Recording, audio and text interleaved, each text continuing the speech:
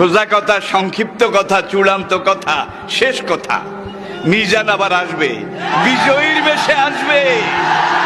এই দেশের তাওহীদি জনতা এমন ইতিহাস সৃষ্টি করে তাকে আলিঙ্গন করবে ইনশাআল্লাহ। সেই সমাবেশই দূরে নয়। আল্লামা লুৎফুর রহমান রাহিমাহুল্লাহ চলে গিয়েছেন আমাদেরকে ছেড়ে। তিনি বলতেন, ইনশাআল্লাহ মিজান আবার আসবে। হুজুর, আমি তো আসলাম, আপনি তো আমাদেরকে ছেড়ে চলে গেলেন। আল্লাহু আকবার, আল্লাহু আকবার, আল্লাহু আকবার। গলায় কোনো সুর ছিল না, সুর দিয়ে কথা বলতেন না, কিন্তু এত চমৎকার শব্দের বুনন, এত চমৎকার প্রেজেন্টেশন, এত চমৎকার ভাবে ঐতিহাসিক বর্ণনাগুলো তিনি উপস্থাপন করতেন। মন্ত্রমুগ্ধ হয়ে আমরা আল্লামা লুৎফুর রহমানের কথা শুনেছি।